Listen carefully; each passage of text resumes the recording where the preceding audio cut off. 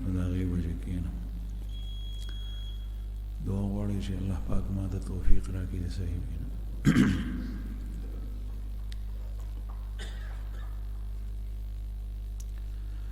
محمد رسول الله صلی الله علیه وسلم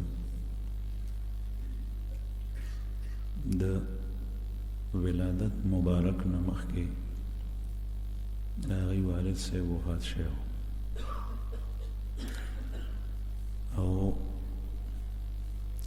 مختلف ارهاصات د نبی کریم صلی الله علیه وسلم د ولادت نه مخکې نښې نښانې دا څرګندېدې چې په هغې کې یو واقعه د اصحاب الفیل د ابرهه او د هغې تذکره په تېره جمعه باندې شوې وه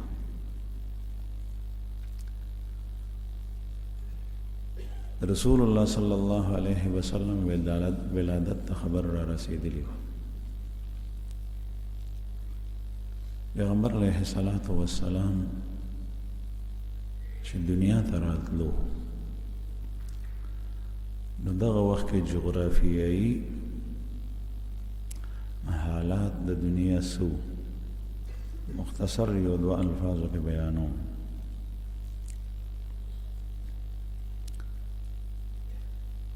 د مکې مکرمې خپل ماحول غیر چاپیر چې څومره قبایلو د خانه کعبې تولی او د هغې مشري خو د قریش سره وه او د هغې خواوشا چې څومره قبایلو دا ټول په بت پرستۍ کې مبتلا و شرک د بوتانو سجدې او د دې خلکو د بوتانو تعداد او شمیر نو رسول الله صلی الله علیه وسلم ولادت په داسې ماحول کې کېږي چې کفر و شرک ته بت پرستی ده په طرف د یمن باندې چې کوم حکومتونو په یمن کې د ابرهه حکومت و دا وړوکی ریاست و د حبشې د لاندې او حبشه د رومیانو په تسلط کې وه نو دلته مذهب عیسائی و د مکې مکرمې نه په شمال کې د شام علاقه ترکی او داسې ځا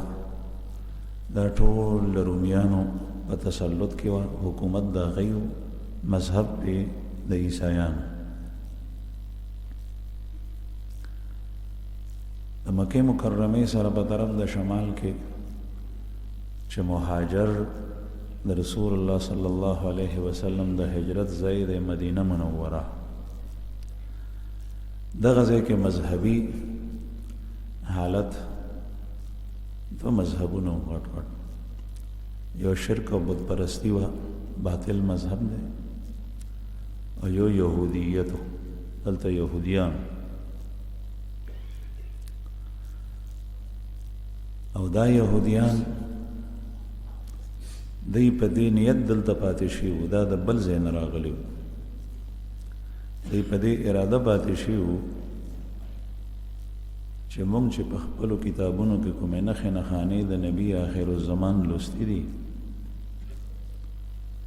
نو هغه نښې نښانې چې هغه به کوم ځای ته هجرت کوي هغه په دې ځای کې دي په مدینه کې ځکه چې د دوی په کتابونو کې دا چې د رسول الله صلی الله علیه وسلم رسول پیغمبر چې راځي دغه نوم به محمد وي او دغه امتیان به حمادون وي او دغه مولد به مکه وي او دا مهاجر به یثرب به هجرت به یثرب ته کوي نو دې ځای کې یهود پاتې شوي د تاریخ او د سیرت یو کتاب دی قدیم زوړ جامع اللطیف په نوم باندې هغې کې یو واقعه لیکلې ده رسول الله صلی الله علیه وسلم نمخ کې د یمن یو بادشاہ دی طبیع حمیری په نوم باندې او داغه حکومت تقریبا په ټوله آباده دنیا یو څو کسان داسې تیر شوي دي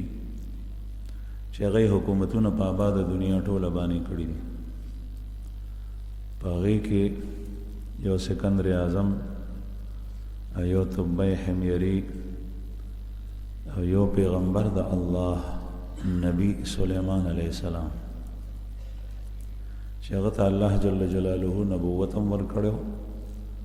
او حکومت هم په آباده دنیا د طبیع حمیری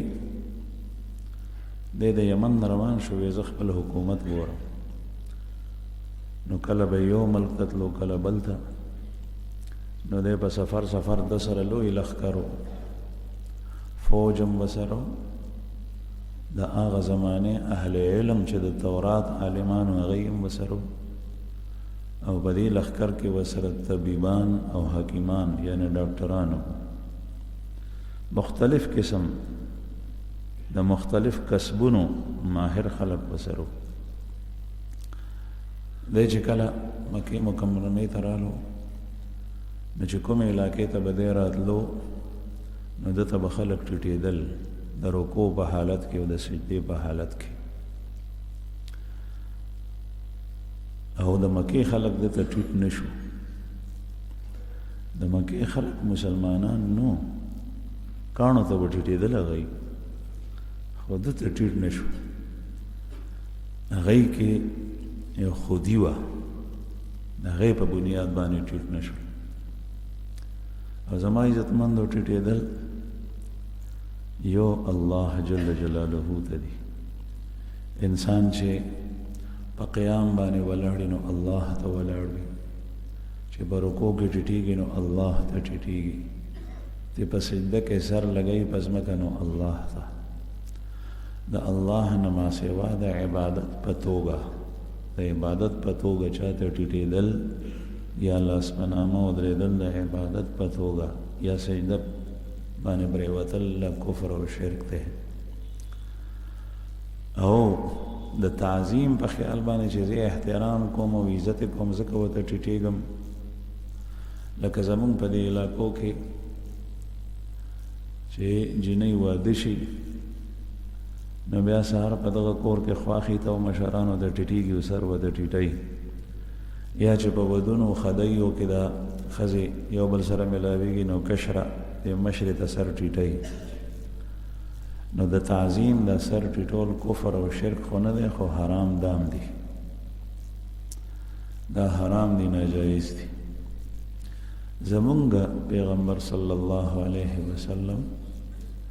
مونږ ته د ملاقات طریقه ښوولې ده چې کشر به سلام واچوي او مشر به د سلام جواب ورکړي دا طریقه د نارینهو دپاره هم ده او د زنانو دپاره هم ده السلام علیکم او جواب کې به مجیب وي وعلیکم السلام او چې زیات کلمات پې وي نو افضل ده وعلیکم السلام ورحمت الله وبرکاته د زنانو ټیټېدل مشرې زنانه ده یا د چا نارینه ټیټېدل د احترام او د تعظیم د وجې نه سر ټیټول دا حرام دي او چا اجنبي د لاس کې لاس ورکول د زنانو دا حرام دي د تره زوی د ماما زوی دته په لاس کې خول نه دي پکار د زنانو دا چې په کومو کورونو کې دا رواج وي نو دا ختمول پکار دي او دغه خلق نارینه او زنانه پویول پکار دي دا ناپوهي د دین نه لرېوالی دی ګنې زمونږ خلکو کې غیرت شته خو دې ټایم کې بیا غار څه به دا ولګوي نو عرض مې دا کولو چې دا طبیع حمیري چې به چېرته راتلو نو دته به خلک ټیټېدو نو د مکې سره چې نږدې شو دا کوم ځای چې تاسو حاجیان صاحبان په دې پینډه کې حج ته تللی یا معتمرین زائرین عمرې ته تللی او کوم علاقې ته اجیاد وی اجیاد دغه علاقه کې د دې طبیع حمیري لښکر او اسونه ولاړو او دا د خانه کعبې سره نږدې دی متصل لغاړه دته د خلک رانلل نو دی تپوس کوي د خپلو علماو نه چې زه خو چې چېرته ځم ما ته خلک ټیټ ټیټ راځي او دا خلک ما ته رانلل دا ولې نو هغه چې کوم اهل علم و د سره هغوی ورته ووایي چې صاحب دلته کې یو کوټه ده چې هغې ته بیت الله وایي او دغه کور د وجې نه د خلک د هغې کور د وجې نه دومره په خدای کې مبتلا دي چې دوی د چا پروا نه ساتي هغه کور ډېر عظیم الشان کور دی بیت الله یادولو هغه ډېر عظیم الشان کور دی د هغې کور د وجې نه دا خلک د بل هېڅ چا پروا نه ساتي او دا د الله کور دی بیت الله دته یې دومره ووی د وی چې ښه نو د ځان سره ووی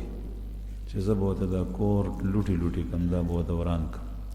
ځکه چې دی په خپله مشرک و کافر و بت پرست د چې څنګه دا اراده وکړه نو په ده باندې یو بیماري ولګېده او بیماري پې داسې ولګېده چې د پوزې نه د خولې نه اوبه را روانې شوې او هغه اوبه دومره بدبودارې وې چې د سره به په څو ګزه کې سړی نه شو ټینګېدی کرکه به ترې ورتله او بادشاه تو د حميري په دنیای حکومت دی نو د نخوا او شا کې وزیران او امیران به داسې لرې کېناستل او چې چا به ورسره ضروري خبره کوله نو په پوزه او په خوله باندې به لا صادر کړي خبرې نه شوې کولی دته پته ولګېده چې زما حالت داسې شو دا صرف د پوزې او د خولې نه په بدن کې چې د انسان څومره منافذ وي او سوري وي د هغې ټولو دغه کیفیت و د ډېر سخت پریشانه شو د سره په لښکر کې ډاکټرانو طبیبان هغه به ځان سره ګرځول هغه یې راوغوستل چې ما سره خو داسې ټوکه وشوه هغه یې علاج کولو خو په بندې نه پوهېدل دی ښه نه شو هغې ورته وایي چې صاحب دا بیماري خو تر اوسه پورې مونږ نه لیدلې ده نه د دې په حقیقت پوهېږو چې دا څه شی دی نه یې مونږ سره علاج ته باقي چې څنګه ستا حکم دی ډېر سخت پریشان و هغې ته به قهر په دې کې د تورات یو عالم هغه مخې ته راغلو هغه ورته وایي صاحب که زما د سر پکې خیر وي نو یو خبره عرض کم وی چې او وی عرض مې دا دی چې ته دلته کې راغلې نو د کور په باره کې او د دې کوټې په باره کې خو ستا په زړه کې څه غلط خیال او اراده نه راوچته شي دی ورته وایي چې ولې نه دا خلک چې کله رانلو ما ته نو ما ووایي چې زه ورته دا کور ورانوم نو هغه ورته وایي چې صاحب دغه اراده د دې زړه نه وباسه فوراً زما خیال دا دی چې دا علاج دی ستا دا اراده د زړه نه وباسه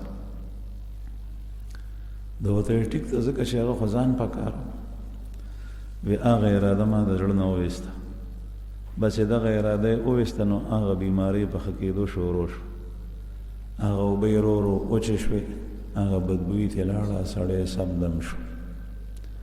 د خانه کعبې سره احترام او عظمت پیدا شو زما عزتمندو خانه کعبه دا د کاڼو لوټو کور دی خو دا چې کوم ذات ته منسوب دی هغه الله دی هغه رب العالمین دی هغه قیام او قیوم السماوات والارض دی هغه خالق او مالک د ټولو کائناتو دی هغه صرف ځان ته نسبت کړی چې دا کور زما دی بس نه په خپلو لاسو جوړ کړی دی او د دې کور احترام او عظمت هغه دومره دی چې په څلور کنج دنیا کې مسلمانان چې مونځ کوي نو ټول دې کوټې ته مخ کوي مونږ د خانه کعبې نه څومره میله لري یو د زرګونو میله او مونږ مخ کوو خانه کعبې ته او زمونږ نه خانه کعبه په نور پرېوته ده نو زمونږ قبله ده او چې کوم خلک مغرب طرف ته پراته دي نو هغوی نه خانه کعبه په نرخاته ده نو هغوی مخ نرخاته ته کوي او چې کوم خلک د خانه کعبې نه په جنوب کې دی نو هغوی نه خانه کعبه په شمال ده نو هغوی خانه کعبې ته مخ کوي نو مخ شمال ته راځي او چې کوم خلق په شمال کې دی لکه د مدینه منورې او د شام خلق دین خانه کعبه په یمن ده په جنوب ده نو هغه خانه کعبه ته مخ کوي نو مخه په جنوب راځي دا ټول خانه کعبه ته مخ کوي یو ګول دایره د سلور کنج دنیا د موس په وخت کې جوړیږي چې کوم ځای کې د موس وخت شي نو مخه خانه کعبه ته کی د دې ټول خلکو مخ خانه کعبه ته دا هغه کور دی او دا هغه کوټه ده چې د دې سره محبت او عقیدت د الله جل جلاله سره د محبت نښه ده ومن يعظم شعائر الله فإنها من تقوى القلوب دا بیت الله دا د الله جل شانه نښه ده چې دې ته مونږ ګورو نو زمونږ الله یادېږي لکه څنګه چې اذان د الله جل جلاله د دین نښه ده چې اذان مونږ وورو نو زمونږ زړه کې دغه راځي چې د جمعات ته اذان وشو مستقل جمع ته خلک راځي دغه سپاوی ټولو کې محترم کور دی دا نو چې کله په زړه کې دغه اراده غلط او د نیت لري کو نو دې بټی کېدو شروع شو نو د خانه کعبه سره عقیدت پیدا شو محبت پیدا شو چې دا خو عجیبه رسول الله صلی الله علیه وسلم د پیدایش نه مخکې دغه ابرهه د خانه کعبه د ماتېدو اراده وکړو الله جل شانه هلاک او چې چا دغه سي اراده کړې نو هغه ډیر په ذلت سره هلاک شوی د خانه کعبه د ورانولو خلا پرېدا چې خانه کعبه ته د معمولی نقصان رسولو او هغه ته په سپک نظر کتل دي نو هغه الله جل جلاله ذلیل کړی دی په تاریخ په کتابونو کې مختلف واقعات راځي د افغانستان نه یو پارسی تلو او ځان سره ګروس پټ وړو هغه حجر اسود مات کړو ډیر د ذلت په مرګ باندې مړ شو بحرین او قطر افتر جرامقه یو قوم یادی هغه خانه کعبه تراغلیو د خانه کعبه نه حجر اسود وړو الله جل شانه په ذلت سره بیا شکست ورکو سي او رسول ز دبدبای و بیا رست هلاک شو هدایت ساتي چې د مسلمان په دې کې ازمیخت دی خانه کعبه ته چې کله څوک پسپک نظر سره ګوري نو مسلمان امتحان دی چې دا مسلمان څه کوي چې کله مسلمان وي نو بیا الله جل شانه مسلمانانو ته داخله پریدي چې دای به سره څه کوي او چې کله مسلمان نو لکه عبدالمطلب سے په وخت کې ابرهه واقع تاسو واوریده چې مسلمان نو الله پاک په خپل حفاظت کړي او بیا چې کوم دنو وړو مرغانو په ذریعہ غداتیانو لختر الله پاک هلاک او چې کله الله جل شانه دا خانه کعبه د ټول دنیا جړل د مونږ دی او چې د ونې مونږ مضبوطی نو باغې باندې خاخونه او سانګې لګي د دنیا به آبادی او چې کله د دنیا ورانه دل الله جل شانه غواړي نو حدیث مبارک کې راځي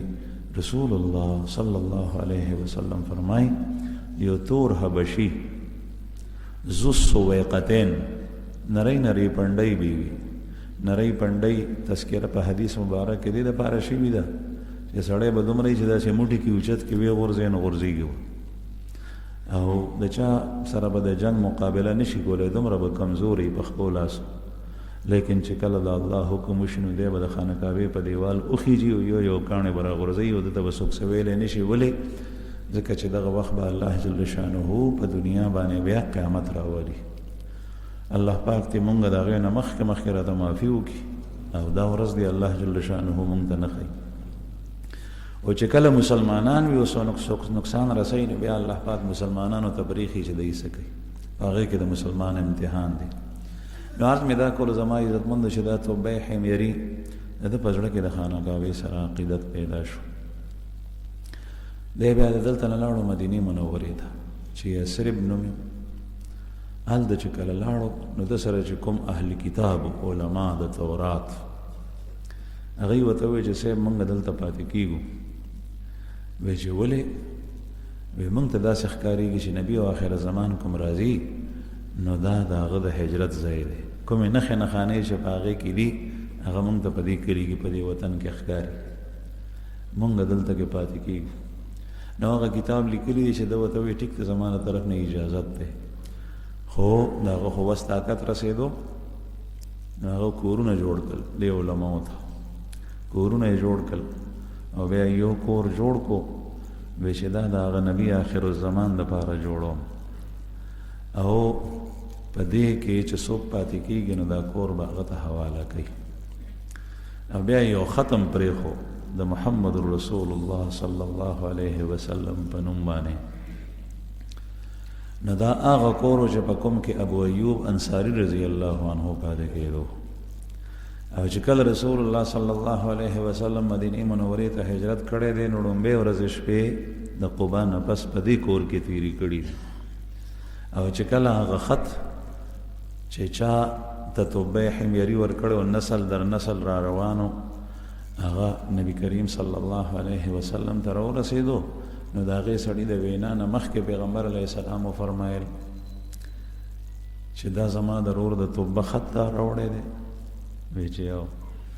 نو هغه خط یې ورکړو هغې کې لیکلي وو که چېرې زه ته عمومم او زه حیات یم ژوندی یم او ته الله پیغمبر جوړ کړې نو زما د به په تا ایمان راوړم او کني د هغې نه مخکې زما ایمان قبول کړه عرض مې دا کولو زما عزتمندو چې رسول الله صلی الله علیه وسلم د ولادت نه مخکې د دنیا دا حالت مغرب طرف ته په نرخاته باندې د خانه کعبې نه ایران دی او دا لوی ملک دا صرف ایران نه دی دا مونږ چې کوم ځای ناست وو دا هم په فارس کې راتلو او د دې سره متصل د هندوستان د هندوانو حکومت لګېدلی و نو دا ټول فارس و دا لوی علاقه تر هغه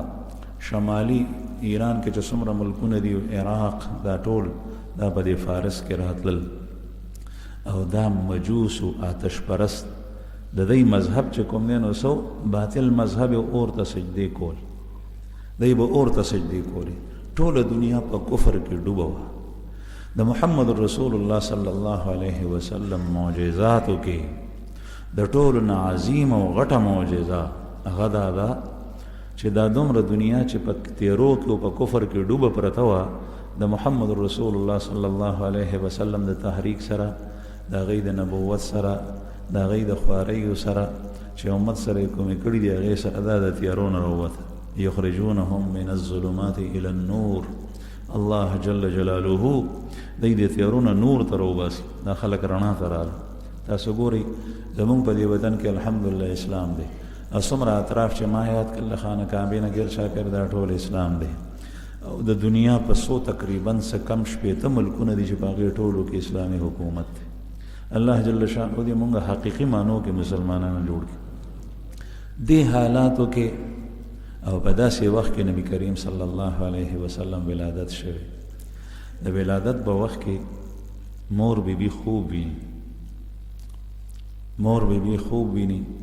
چې کوم ځای کې ولادت کېدو دا د ابو طالب صاحب کور خپل والد ماجد خود محمد رسول الله صلی الله علیه وسلم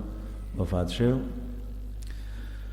نو دای د نیکه کور او بیا دغه وخت کې د تر په قبضه کې ابو طالب صاحب او نیکي ژوندی و دې کور کې نبی کریم صلی الله علیه وسلم ولادت شوی مور بیبي ولیدل چې دا ټول کور روښانه شو او په هغې نور کې او رڼا کې د سحر د سبا راختو په وخت کې د نبی کریم صلی الله علیه وسلم ولادت شوی د سبا راختو په وخت کې تیاری په دغه تیاره کې هغه رڼا دومره وبرېښنا چې په هغې کې ما د شام محلات ولیدل او بصرا دا په شام کې اولنی ښار دی چې سړی په هغه زمانه کې به د مکې مکرمې نه تلو او د شام حدود ته به دننه شو نو لومبی ښار به راتلو بصرا نن سبا دغه د بصرا علاقه په سعودي عربستان کې ده د دې محلات ما ولیدل مور بیبي وی او په خوب کې ورته ویلی شوي و چې کله دا بچی پیدا شي نو د ده نوم به محمد کېدی صلی الله علیه وسلم عثمان ابن ابي العاص رضی الله عنه راوي دی چې دغه وخت کې د نبی کریم صلی الله علیه وسلم مور بیبي آمینې سره زما مور وه د هغې نوم دی فاطمه بنت عبدالله د دې زنانه دا وایي چې څه وخت محمد رسول الله صلی الله علیه وسلم ولادت مبارک کېدو نو د ولادت په وخت کې د کور ټول د نور نه ډک شو دا د هغې بیانم دی د نور ډډک شو او د اسمان ستوري ښکته راتلل. وی ما وی چې دا ستوري په ما ټول راپروزي. دا هغې په خپلو سترګو دا واقع ولیده. د اسمان د ستورو د راپرېوتو نه مراد هغه دا و چې دې ځای ته به نور راشي د ایمان رڼا. او رسول الله صلی الله علیه وسلم مثال په منزله د انور دی او صحابه د نبی کریم صلی الله علیه وسلم په منزله د ستوري دي. یو ستوری دا په دنیا کې بیا خور شوی دی او دا دین رسول تر دې چې د رسول الله صلی الله علیه وسلم دغه صحابه کرام چین ته هم تللی دي، کتابونه لیکلي دي، دې علاقو ته هم راغلي دي. زمونږ په دې پېښور علاقه باندې سنان ابن سلمه ابن المحبق رضی الله عنه د تاریخ کتابونه هم لیکلي دي او عوام هم دغسې وایي او په تواتر طبقه سره ثابته ده چې دا د صحابي کبر د اصحاب بابا کې چې کوم یادېږي دا په جنګونو کې تللي دي، په غزواتو کې دین هم رسولی دی او د هغه ځای د کافرو سره جنګېدلي هم دي، د الله په لار کې شهیدان شوي. رسول الله صلی الله علیه وسلم یو حدیث مبارک کې فرمایي چې عموما د جمعې په خطبه کې ویل کېږي اصحابی کالنجوم بأیہم اقتدیتم اهتدیتم، میرے صحابہ ستاروں کے مانند ہے جن کے پیچھے تم چلو گے تم راہ راست پاؤ گے. زما صحابه د ستورو په شان دي چې په چا پسې روان شي نو سمه لار به مومي. د ستورو خلکو ته د خپل علاقې خلکو ته پته یې نن سبا خو د ستورو رواج کم شو. مخکې به د ستورو په رڼا سره د شپې خلک تل په سفر وباني او د شپې توره تیاره کې د ورځې به په انور باندې لار معلوموله او د شپې به په ستورو باندې لار معلوموله چې دا ستوری زما نه ښي طرف ته دی که ګس طرف ته دی، چې شاته شي نو بیا کوم طرف باندې زه روان یم، چې زما نه وړاندې نو بیا به کوم طرف روان یم. نو د شپې په توره تیاره کې به د ستوري په رڼا باندې مزل کو. او نن سبا د دنیا سمندري جهازونه او هوایي جهازونه ټول نظام هم د ستورو په ذریعه چلیږي. قطب نما چې جوړه ده دا د ستوري په سمت باندې جوړه ده، قطبي ستوری. او د ټولې دنیا جهازونه چې څومره دارومدار دی تجارتي یا سورلۍ وړي راړي دا ټول د قطب نما په ذریعه چلیږي. او دا قطب نما د قطب ستوری دی په هغه طرف باندې جوړ شوي دی. نو اوس هم نظام په ستورو دی خو بل واسطه او هغه زمانه کې بلا واسطه به ستورو ته کتل. نو رسول الله صلی الله علیه وسلم فرمایي د خطبې په جمعه کې هم تاسو اورئ، د جمعې خطبه کې هغه کې ویلی کېږي اصحابي کالنجوم بأیہم اقتدیتم اهتدیتم، زما صحابه د ستورو غوندې چې تاسو د چا اتباع وکئ نو د هغوی ستاسو به سمه لار مومئ. حضرت عائشہ رضی الله عنها ام المؤمنین فرمایي چې د رسول الله صلی الله علیه وسلم د ولادت په موقع دغه وخت کې خدا ونه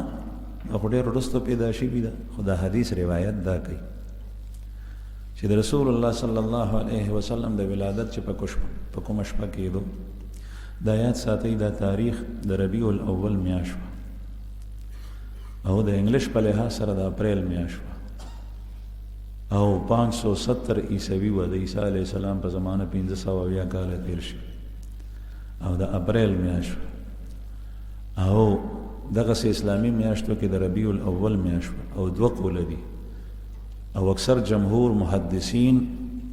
او سیرت نگار او د سیرت کتابونو والا وایي چې دا اتم د ربیع الاول تاریخ 12 نه، دویم قول د 12 دی. خو اکثر محققین او محدثین او اصحاب السیر وایي چې اتم د ربیع الاول دی. رسول الله صلی الله علیه وسلم د ولادت ورځ او وخت د سبا راختو. نو دغه وخت کې ام المؤمنین فرمایي چې یهودیو په مکه مکرمه کې سوداګرو سودا به راړه هغه به خرڅوله. هغه د خپل تورات او د علماو نه د اندازې لګولې وي د نبی کریم صلی الله علیه وسلم د ولادت. نو دی یهودي وایي چې سحر شو نو دی اوتر د قریشو څخه رالو، هغوی ته وایي چې نن خو څوک ماشوم نه دی پیدا شوی. هغوی ورته وایي چې موږ ته خو پته نشته، وایي چې تاسو وګورئ ما ته خو داسې ښکارېږي چې نن نبی و آخر الزمان پیدا شوی. دا شپه داسې ده او د علامات داسې. هغوی چې ډون وکړو نو د عبدالمطلب صاحب کره د نیکه نوم یې عبدالمطلب صاحب دی محمد رسول الله صلی الله علیه وسلم ولادت شوی نو دته چا ووایي چې دغسې ماشوم پیدا شوی وی تاسو وګورئ د هغه د دوو اوږو تر منځه د پیغمبرۍ مهر دی مهر نبوت او هغه به 2 شپې د خپلې مور خوا نه اخلي ځکه چې یو جني پیری چې کوم دی نو د هغې په خوله باندې ګوته ایښي د لاس او د هغه د اوږو تر منځه مهر نبوت دی او د 2 شپو نه پس به خوا اخلي بیا ده ورته ووایي چې تاسو ما لغونې بوځئ ما به بوځئ چې زه دا ماشوم ووینم وی چې یو نو دغه یهودي تاجر یې بوتلو چې څنګه محمد رسول الله صلی الله علیه وسلم ولیدو نو لیدو سره دی بې هوشه شو او چې په هوش کې رالو نو وی چې بني اسرائیلو نه پیغمبري ووته بني اسماعیلو ته راله تر اوسه پورې به انبیا راتلل په بني اسرائیلو کې رستی پیغمبر چې په بني اسرائیلو کې راغلی دی بني اسرائیلو کې راغلی د یعقوب علیه السلام او اسحاق علیه السلام په اولاد کې هغه حضرت عیسی علیه السلام دی او په بني اسماعیلو کې ځکه چې د ابراهیم علیه السلام 2 زامنو یو اسحاق علیه السلام او یو اسماعیل علیه السلام د انبیاء بني اسرائیلو سلسله ټوله دا د اسحاق علیه السلام بچی د یعقوب علیه السلام د هغه په ذریت کې ده او بني اسماعیلو کې صرف او صرف محمد رسول الله صلی الله علیه وسلم پیدا شوی او دغه یو پیغمبر دی بل بیا نشته اسماعیل علیه السلام په خپله پیغمبر نوې د بني اسرائیلو نه سلسله د نبوت منتقل شو بنو اسماعیلو ته چې وی کتو چې هغه مهر د نبوت هم شته د دواړو ولو تر منځه نښې نښانې پکې وي محمد رسول الله صلی الله علیه وسلم په یو حدیث مبارک کې فرمایي چې د پیدایش سره زما ستر چا نه دی لیدلی الله جل شانه داسې پیدا کړو مور بیبي وی بیبي آمینه چې کله ماشوم پیدا کیږي هغه سره آلایش وي نو محمد رسول الله صلی الله علیه وسلم چې پیدا کېدو نو نظیف پاک او صاف صفا سوتره او روایت کې راځي چې مختون ختنه شوی چې سنت شوی داسې پیدا شوی نو ځکه نبی کریم صلی الله علیه وسلم فرمایي چې زما ستر چا نه دی لیدلی ځکه چې د سنت په وخت کې د پردې ضرورت بیخیږي نو داسې نه دی شي دویم قول د ختنې شته لیکن قول مرجوح دی راجح دا دی چې پیغمبر علیه الصلاة والسلام مختون الله جل جلاله پیدا کړو د مخکې نه دې څیزونو د ضرورت نه نو رسول الله صلی الله علیه وسلم د ابو طالب سے په کور کې الله جل جلاله پیدا کو او عبد المطلب سے د خانه کعبه کې چې اطلاع وته لاړه چې نوسې د پیدا شو ځکه چې پلار خو یو نه نبی کریم صلی الله علیه وسلم پیدایشي یتیم دی نو عبد المطلب صاحب چې رالو نو هغه د هغه نه مخکې خوب لیدلی و نوم د دې ماشوم چې کېږي عبد المطلب صاحب چې رالو نو چې څنګه یې وکتو واغېښتو نو خانه کعبې ته یې بوتلو دننه او دعاګانې د الله نه وغوښتې د کفر و شرک تیرې وې خو تاسو ته مخکې راغلي چې عبدالمطلب صاحب ډېر کړه وړه هغه سم بعضې وایي په ملت ابراهیمي باندې و دا مشران بیا نبي کریم صلی الله علیه وسلم راوستو چې راوستو نو په پیغمبر علیه الصلاة والسلام باندې نوم کېښو محمد صلی الله علیه یو یې مور بیبي نوم لیدلی او یې خوب لیدلی او یو یې دې نیکه عبدالمطلب صاحب خوب لیدلی عبدالمطلب صاحب خوب ویني چې زما د شانه یو زنځیر ووتو او د دې زنځیر یو سر آسمان ته لاړو او بل سر د دې زنځیر هغه ځمکه کې ښخ شو او یو سر شمال مشرق ته لاړو او بل سر مغرب ته لاړو نو دا زنځیر په ټوله دنیا داسې خور شو اسمانه پورې ځمکې او د هغې نه پس دغه زنځیر بیا بدل شو په یو ونه کې ونه ترې جوړه شوه او هغه ونه داسې ده چې د هغې دا ټول اسمان او ځمکې تر منځ دا ټوله علاقه او ټوله دنیا ډکه کړې ده او د هغې په هر یو پاڼه کې یو نور دی او هغه نور داسې دی د هر یوې پاڼې چې د نور د برېښنا نه او رڼا نه هغه نور تیز دی بیا چې کله دا خوب یې ولیدو پاسېدو نو دا خوب یې په معبرینو باندې بیان کړو چې ما ته د خوب تعبیر وښیي نو عبر معبر ورته ووایي او عموما به د خوب تعبیر بیانونکي اهل کتاب چې چا سره به د تورات علم و هغوی ورته ووایي چې دا بچی داستان وسی چې کوم پیدا شوی دی د ده به یو شان وي او د په اسمان او په ځمکه کې تعریف کیږي او الله جل شانه به دته یو عجیبه حالت ورکوي د ده به یو عجیبه کیفیت او شان وي چې دا نوم یې کېښو نو د په زړه کې دا راغله چې زه په ده باندې محمد نوم کېدم نو محمد نوم پې باندې کېښو عبدالمطلب صاحب بعضې روایاتو کې راځي چې مور بي بي باندې نوم احمد ایښی و هغې د احمد په باره کې خوب لیدلی او عبدالمطلب صاحب پې نوم محمد کېښو دا دواړه نومونه دا په قرآن پاک کې شته قرآن کریم کې الله پاک فرمایي محمد رسول الله والذین معه اشداء علی الکفار رحماء بینهم محمد صلی الله علیه وسلم د الله رسول له محمد رسول الله دا قرآن پاک کې دی محمد د الله رسول عیسی علیہ السلام په خپل بیاناتو کې وایي چې الله پاک داغه قول حکایت کړی دی په خپل کلام کې ومبشرا برسول یأتی من بعد اسمه احمد یأتی من بعد اسمه احمد او زه ای خلکو تاسو ته زیری در کوم د هغه پیغمبر چې زمانه پس به راځي او د هغه نوم به احمد وي نو د محمد رسول الله صلی الله علیه وسلم محمد نوم او احمد نوم دا دواړه په قرآن پاک کې شته او دا دواړه په باندې کې خدای شي عبدالمطلب صاحب په اومه ورځ باندې د رسول الله صلی الله علیه وسلم عقیقه وکړه تاسو ګورئ دا هر څه د دین اسلام مطابق کیږي پیشگی د رسول الله صلی الله علیه وسلم د بعثت په وخت کې پیغمبري لا نشته پیغمبري خو په څلوېښتو کالو کې میلاوي نوم ورته محمد کې دي څومره ښکلی نوم دا د باب اسم تفعیل باب تفعیل نه صیغه د اسم مفعول له محمد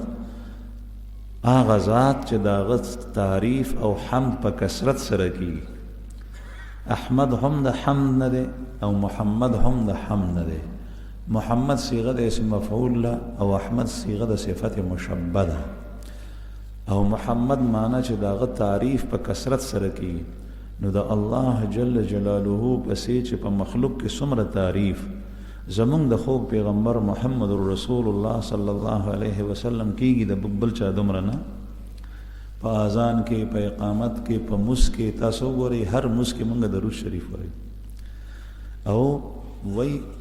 چې درود شریف ویل په هر مجلس کې دا فرض دی په هر مجلس کې کوم مجلس کې یعنی چې د نبی کریم صلی الله علیه وسلم نوم مبارک راشي تذکره راشي او اسی ویل دا باعث د خیر او برکت دی هغه مجلس نیمګړی دوم بریدی چې پاغه کې نور ټوله خبري وشوي او درود شریف پکې چاونه وي نو درود شریف ویل د رسول الله صلی الله علیه وسلم تعریف پیغمبر علیه الصلاۃ والسلام د بار د الله نه د رحمتونو د نزول دعا غوښتل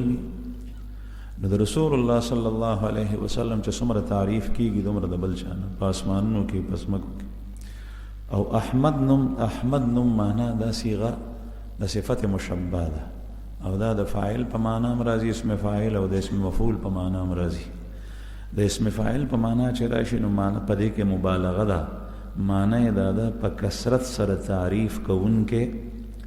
څومره تعریف چې محمد رسول الله صلی الله علیه وسلم د الله جل جلاله کړی دی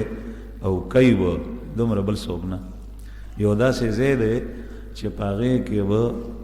تعریف صرف او صرف محمد رسول الله صلی الله علیه وسلم کوي بل څوک به نشي کولی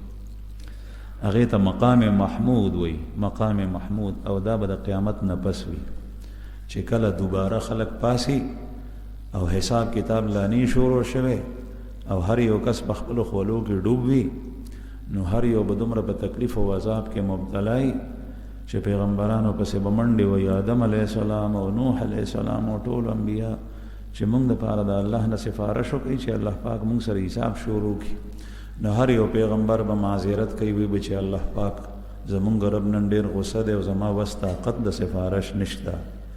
او بل لاندې پیغمبر ته به راستي بیا به ټول په آخر کې محمد رسول الله صلی الله علیه وسلم تراشي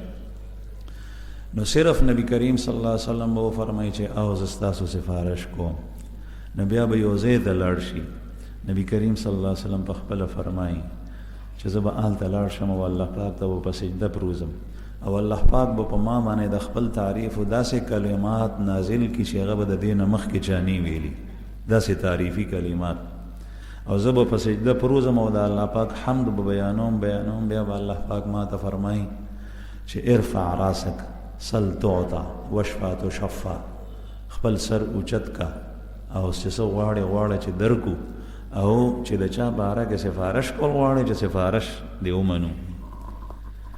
نو رسول الله صلی الله علیه وسلم به د ټولو خلکو سفارش هم وکړي. دا صرف او صرف محمد رسول الله ته دغه ځای حاصل مقام محمود. او په تیرو کتابونو کې د نبی کریم صلی الله علیه وسلم ځکه دې ته اشاره کوي. ما ستاسو په مخ کې په ابتدا خطبه کې ولستو چې نبی کریم صلی اللہ علیہ وسلم فرمائی انا سید ولد آدم ولا فخر، میں تمام بنی آدم کا سردار ہوں اور یہ فخر و مباحات کے طور پر نہیں کہہ رہا، بلکہ میرا منصب یہی ہے کہ میں یہ بات تم لوگوں کو بتلا دوں. وہ بیدی لواء الحمد ولا فخر، اور میرے ہاتھ میں حمد کا جھنڈا ہوگا. زمان پلاس کے بعد حمد و دا اللہ پاک دا سنا جھنڈائی او ولا فخر دا فخر پتور نویم، خو چونکې د الله پیغمبر دی او د الله پیغمبر به هر یو خبره چې کوم ورته الله وایي هغه خلکو ته کوي، نو ځکه یې کوي. تواضع به کې دومره وه چې دا فرض منصبي و چې دا خبره خلکو ته ورسو، خو دې ټایم کې وایي چې ولا فخر، د فخر په طور یې ګورې نه ویم. بعضې سړی د خپل خاندان، د خپل قام، قبیلې، د خپل ځان، د خپل کور تاریخ بیانوي د تکبر په خیال باندې، د فخر په خیال باندې. نو رسول الله صلی الله علیه وسلم د دې نفي کوي. په تیرو کتابونو کې چې د نبی کریم صلی الله علیه وسلم د دې تذکرې نه علاوه د امت او د صحابو تذکره ده، نو د هغې تذکره راځي چې د هغه قوم او د هغه امت به څوک الحمادون. حمادون بیدام د حمد نه دی چې هغوی به په کثرت سره د الله حمد وایي. څومره حمد چې دا امت د الله جل شأنه تاریخ بیانوي دومره بل یو امت نه. د قرآن کریم تلاوت په کثرت سره دا امت کوي، د قرآن پاک تلاوت روزانه کوي. دا د الله جل شأنه کلام او خبرې دا تکرارول دي، په دې کې ډېر لوی اجر دی، ډېر لوی اجر دی. نو دا د الله جل شأنه حمد دی. زمونږ چې مس شروع کېږي سبحانک اللهم وبحمدک، دا الله حمد شروع کېږي ثنا. زمونږ چې قرات شروع کېږي نو الحمدلله رب العالمین، ټول ثنا او تعریف دا الله جل شأنه لره دی. او چې کله مونږ خوراک وکړو نو وایو الحمدلله، چې کله څښاک وکړو نو وایو چې الحمدلله، او چې کله مونږ د مجلس نه پاسو سبحانک اللهم وبحمدک استغفرک لا اله الا انت استغفرک واتوب الیک. نو حمد الله جل شانه په هر ځای کې حمد. چې کله مونږ واعظ او نصیحت ختم کړو نو د الله حمد بیانېږي. واخر دعوانا ان الحمد لله رب العالمین. دا امت د دې خصوصیت د الله جل شانه حمد او تعریف بیانول. څومره چې په کثرت سره دا امت بیانوي نو دومره مخکې چا نه دی بیان کړی. نو زما عزتمندو ته چې د خپل رب څومره تعریف بیانې په دې کې راځي، په دې فرست کې راځي، په دې لړۍ کې ستا نوم شاملېږي.